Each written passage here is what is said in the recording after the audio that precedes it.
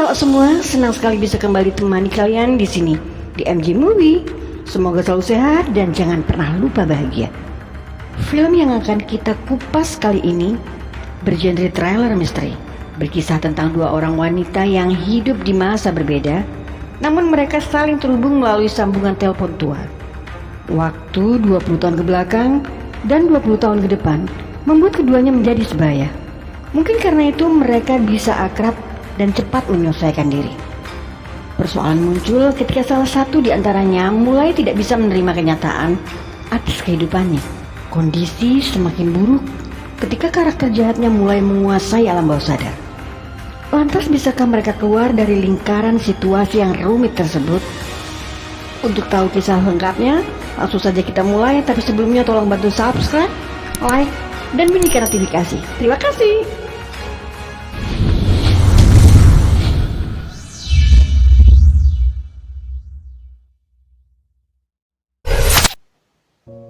Gadis ini bernama Soyun. Dia datang ke sebuah desa untuk melihat rumah masa kecilnya. Kematian sang ayah membuat Soyun sangat merindukan kenangan manis yang dilewati bersama ayah tercinta. Di tengah perjalanan, Soyun bertemu dengan seseorang dan dia memanggilnya Paman Seong-ho. Soyun kemudian meminjam telepon padanya untuk menghubungi teleponnya sendiri yang tertinggal di dalam kereta. Karena tidak ada jawaban, Paman Seong-ho menyuruh untuk menggunakan HP miliknya sementara waktu. Tapi Soyun menolak, sebab dia yakin telepon yang ada di dalam rumahnya masih bisa dipakai. Soyun pun masuk ke dalam rumah. Dia memperhatikan seluruh ruangan. Sejak ibunya di rumah sakit, tak ada orang yang mengurus rumah ini. Setelah menemukan telepon rumah, Soyun kembali menghubungi HP-nya. Kali ini dari seberang ada seseorang yang menjawab teleponnya. Tapi sangat menjengkelkan. Orang itu meminta sejumlah uang jika Soyun menginginkan HP-nya kembali. Di saat gadis itu melacak keberadaan HP-nya, telepon rumah berdering. Soyun berpikir jika dia orang yang sama seperti tadi. Ternyata bukan. Suara gadis di seberang sana mengatakan jika ibunya memang gila hingga mengurung dirinya di dalam kamar. Soyun segera mematikan telepon dan menganggapnya salah sambung. Keesokan harinya, Soyun datang menemui ibunya di rumah sakit. Dari dokter, dia dapat informasi jika ibunya harus segera dioperasi. Ibu Soyun tahu dengan kondisi sulit yang dihadapi anaknya. Oleh sebab itu dia lebih memilih pasrah. Bahkan dia berpesan pada sang anak untuk segera menghubungi pengurus makam ayahnya agar bisa dimakamkan berdampingan. Namun Soyun dengan sinis bertanya pada sang ibu, layakkah ibunya berdampingan dengan ayahnya? Rupanya Soyun masih menyimpan kecewa, sebab ibunya menjadi penyebab ayahnya meninggal dunia. Kemudian dia pergi ke makam sang ayah untuk berdoa sebelum pulang ke rumah. Sesampainya di rumah, suara telepon berdering. Bergegas Soyun mengangkatnya dan dari seberang sana terdengar suara gadis semalam yang menceracau tak jelas kembali menghubunginya. Gadis itu memanggil Soyun dengan nama Sunhae. Dengan bingung, Soyun bertanya siapa dan apa kepentingannya menghubungi nomor telepon rumah. Merasa dipermainkan, dia langsung menutup telepon. Tapi sebelumnya sempat terucap sebuah alamat darinya. Ternyata alamat rumah yang disebut gadis itu adalah alamat rumah Soyun saat ini. Soyun pun menjadi semakin bingung. Karena lelah, gadis itu pun tertidur. Dia terbangun ketika ada suara keras dari ruangan sebelah. Penasaran, Soyun pun segera bergegas memeriksa. Tak ada siapapun. Matanya tertuju pada bingkai foto yang sudah ada di lantai. Bermaksud hendak mengembalikan bingkai itu pada tempatnya semula. Tapi Soyun urung melakukannya, sebab dinding yang ada di hadapannya terasa berbeda. Soyun pun coba mencari tahu. Ternyata benar, ada sesuatu di balik dinding itu. Rasa ingin tahu membuat Soyun memberanikan diri melangkah mengikuti anak tangga. Langkah Soyun terhenti ketika lampu senternya menyorot sebuah kursi dengan boneka usang di atasnya. Semakin penasaran, dia pun bergerak ke sudut ruangan. Ada tumpukan benda, salah satunya sebuah diary. Tertanggal 27 Agustus 1999. Tulisan di bawahnya menjelaskan bagaimana ritual mengusir setan. Ada juga tulisan ibu membakarku. Tiba-tiba sebuah foto terjatuh. Tidak ingin membuang waktu, Soyun langsung bertanya pada Paman Ho. Setelah melihat foto, si paman menjelaskan jika orang yang ada di dalam foto itu adalah Yeonsu. Soyun kembali bertanya, apakah Yeonsu seorang dukun? Bukan, jawab Paman Ho yang dukun adalah ibu Yeonsu. Dan mereka dulu tinggal di rumah yang kemudian dibeli oleh keluarga Soyun. Sebenarnya banyak yang masih ingin Soyun tanyakan, tapi Paman Ho sepertinya tidak ingin terlalu banyak bicara. Ketika berjalan pulang, matanya tertuju pada sebuah toko dengan tulisan Sunhae. Soyun jadi teringat bahwa gadis semalam sempat menyebutkan nama itu padanya. Baru saja Soyun tiba di rumah, telepon kembali berdering. Gadis itu lagi. Bahkan kali ini dengan suara ketakutan gadis itu meminta Sunhae untuk segera menghampirinya, sebab sang ibu akan membakar dirinya.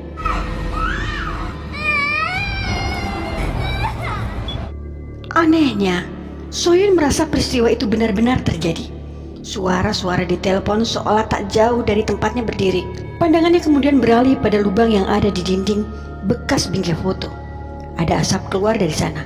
Ketika mendekat, Soyun melihat anak tangga sudah terbakar. Beberapa hari kemudian, setelah berpikir keras, Soyun memutuskan untuk menghubungi nomor telepon gadis yang sudah menelponnya.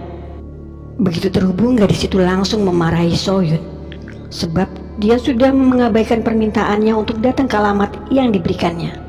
Berbekal cerita Paman Ho, Soyun pun mencoba untuk menarik kesimpulan jika sebenarnya mereka mengalami lintas waktu, berada di tempat yang sama dengan waktu yang berbeda. Meski sulit menjelaskannya, tapi Soyun mencari akal untuk membuktikannya.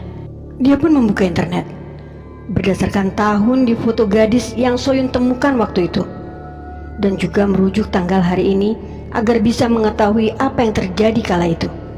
Tanggal 18 November 1999 terjadi peristiwa pesawat jatuh di Bandara Gimpo nanti malam. Maka jika peristiwa itu benar-benar terjadi, artinya lintas waktu yang mereka alami benar adanya. Malam harinya di tempat Yeonsu, seorang wanita yang dipanggilnya ibu memberi dia makanan. Akan tetapi wanita itu menjadi naik pitam ketika Yeonsu mengatakan bahwa makanannya tidak layak untuk manusia. Dengan kasar, wanita itu menarik rambut Yeonsu sebelum mengikatnya. Dia mengancam akan memasukkan Yeonsu ke rumah sakit jiwa seperti ibu kandungnya. Saat itulah, tidak sengaja Yeonsu melihat berita tentang pesawat jatuh di dekat Bandara Gimpo. Yeonsu menghubungi Soyun untuk membenarkan ucapannya. Sebelum Yeonsu bertanya lebih banyak, Soyun mengalihkan pembicaraan dengan menanyakan usia Yeonsu. 28 tahun, artinya mereka sebaya. Dan itu membuat Soyun makin yakin jika saat ini mereka sedang berada di lintas waktu. Kemudian Soyun mencari tahu banyak tentang Yeonsu. Sejak saat itu, keduanya mulai akrab, saling bertukar cerita tentang masa lalu dan masa sekarang. Bahkan Soyun menawarkan kawan barunya untuk mencari tahu apa yang terjadi beberapa waktu ke depan. Sayangnya Yeonsu menolak, sebab menurut ramalan ibu tirinya, waktu mendatang dia akan hidup dalam kegelapan. Berbeda dengan Soyun, dia justru ingin kembali ke masa lalu di mana kebakaran yang menewaskan ayahnya tidak pernah terjadi. Itu sebabnya Soyun bersikap dingin pada ibunya, karena kebakaran yang terjadi akibat ulah sang ibu yang lupa mematikan kompor. Tiba-tiba Yeonsu menghentikan pembicaraan. Terlihat ibu tirinya sedang berada di depan pintu rumah yang kemudian langsung membuang kertas-kertas mantra sebelum membereskan rumah. Tepat tanggal 21, sepertinya akan ada orang yang datang untuk melihat rumah mereka. Dan itu keluarga Soyun. Pada saat itu usianya masih 8 tahun. Bergegas wanita tadi menyuruh Yeonsu untuk keluar. Dari peristiwa itu terlihat jika Yeonsu keluar sambil memikirkan sesuatu. Dia pun menghampiri gadis kecil yang ada di depannya dan bertanya, "Apakah kau Soyun?" Soyun pun mengangguk ketakutan. Kemudian bergegas Yeonsu kembali masuk ke dalam kamar dan mendekatkan gagang telepon. Dia berharap Soyun bisa mendengar suara ayahnya. Soyun terisak. Dia sangat merindukan sang ayah. Dan tanpa direncanakan muncul ide gila di kepala Yeonsu untuk menggagalkan peristiwa yang terjadi tanggal 27, di mana kebakaran itu sudah merenggut nyawa ayah Soyun. Begitu mendapat kesempatan, Yeonsu segera berlari dan berputar-putar hingga tiba di sebuah rumah. Dia melihat ibu Soyun sedang keluar rumah dan meletakkan kunci di bawah pot bunga. Sementara Soyun sendiri asik mengganggu ayahnya yang sedang tidur. Tidak ingin rencananya gagal, Yeonsu segera mematikan kompor, kemudian dia kembali pulang ke rumah. Di dimensi lain, Soyun harap-harap cemas. Dia khawatir rencana mereka tidak berhasil. Tapi keajaiban muncul ketika luka bakar di beberapa bagian tubuh Soyun perlahan memudar.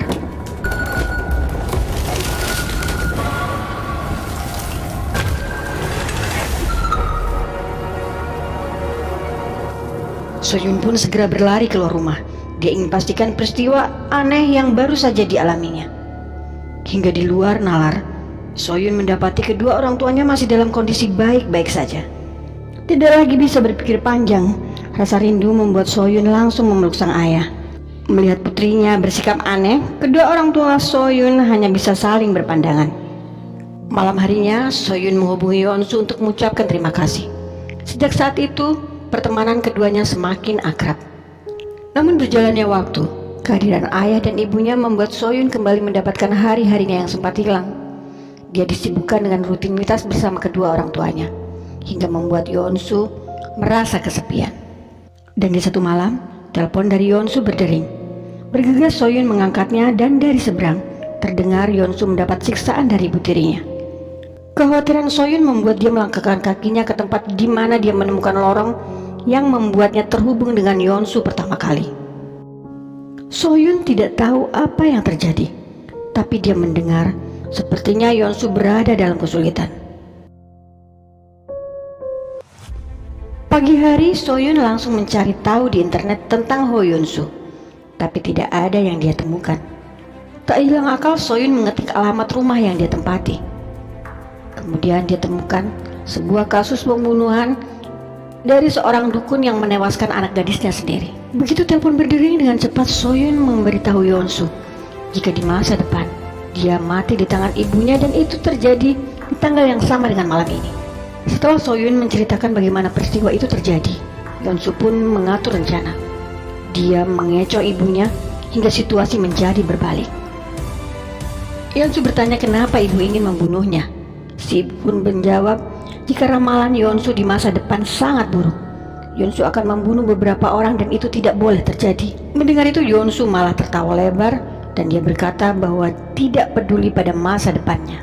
Dengan cepat, Yeonsu menyemprotkan gas ke arah ibunya sebelum menusuknya dengan pisau. Tanpa memberitahu kematian ibunya, Yeonsu kembali menghubungi Soyun. Dan itu membuat Soyun merasa lega, sebab dia berpikir bahwa Yeonsu bisa melewati malam ini dan dia tidak mati. Pagi harinya, Paman Sonhu datang mengantar stroberi ke tempat Soyun. Di tahun 1999, pada hari yang sama, Paman Sonhu juga mengantar stroberi ke tempat Yeonsu. Saat itu dia sedikit terkejut melihat Yeonsu bisa berkeliaran dengan bebas di rumahnya. Seperti biasa, Paman Hu langsung memasukkan sendiri stroberi-stroberi itu ke dalam kulkas. Sungguh terkejutnya dia ketika melihat di dalam kulkas ada beberapa tumpukan daging dengan bau busuk. Merasa aksinya diketahui, Yeonsu mencari alat yang bisa digunakan untuk membungkam Paman Sonhu. Kembali ke tempat Soyun, ada telepon berdering dan gadis itu segera mengangkatnya. Dari seberang bukan suara Yeonsu yang didengarnya, melainkan suara seorang laki-laki yang sangat dikenalnya, meminta tolong menjerit ketakutan. Dan Soyun melihat tetesan stroberi yang mengenai bajunya tadi tiba-tiba menghilang. Merasa ada yang tidak beres, Soyun pun bergegas menemui kedua orang tuanya untuk bertanya tentang Paman Hu. Dia juga melihat isi kulkas dan tidak ada stroberi di sana. Soyun pun kemudian langsung pergi ke kantor polisi setelah mendapati kebun stroberi milik Paman Hu terbengkalai. Di sana dia mendapat penjelasan jika kebun stroberi itu sudah lama tak bertuan. Di tahun 1999, polisi sudah menyelidiki tentang hilangnya pemilik kebun stroberi. Dan kecurigaan mereka tertuju pada keluarga Yeonsu, karena di hari hilangnya pemilik kebun, polisi melihat ada kiriman stroberi yang datang ke rumah Yeonsu. Tapi gadis itu berdalih jika pesanan yang dilakukan oleh ibunya dan dia tidak tahu menau. Setelah mendapat penjelasan dari polisi, Soyun langsung mendatangi tempat Sunhee. Dari wanita itu, Soyun tahu jika Yeonsu bukan seperti yang dibayangkan. Dia adalah seorang psikopat yang hampir saja mencelakakan dirinya. Di malam hari ketika Yeonsu menghubungi Soyun, kesempatan itu digunakan Soyun untuk mengatakan kebenaran yang dia ketahui dari pemberitaan di internet. Bagaimana Yeonsu membunuh ibu tiri dan Paman Hu. Soyun juga mengatakan harusnya malam ini Yeonsu ditangkap polisi dan dipenjara dalam kurun waktu yang sangat lama. Mendengar itu, Yeonsu mencoba untuk kembali memanfaatkan Soyun dengan bertanya bagaimana cara polisi itu menangkap dirinya. Yeonsu pun mengungkit jasanya yang membuat ayah Soyun tetap hidup. Tapi kali ini Soyun berpikir lain. Dia langsung mematikan teleponnya dan itu membuat Yeonsu marah besar. Celakanya di saat itu, Soyun kecil datang bersama sang ayah untuk memastikan kepindahan keluarga Yeonsu. Mendapat angin segar, Yeonsu yang memang tidak waras pun segera menemukan cara untuk membalas kemarahannya pada Soyun. Di dimensi lain terlihat Soyun sedang mengendari mobil bersama ayahnya. Mereka tidak tahu jika Yeonsu merencanakan sesuatu yang sangat jahat. Yeonsu membuat ayah Soyun kembali mati dengan cara menyemprotkan gas ke arah wajah ayah Soyun.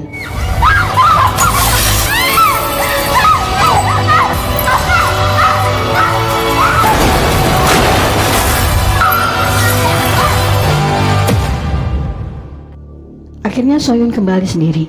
Dia berada di kehidupan normal seperti sebelum Yeonsu menghubunginya.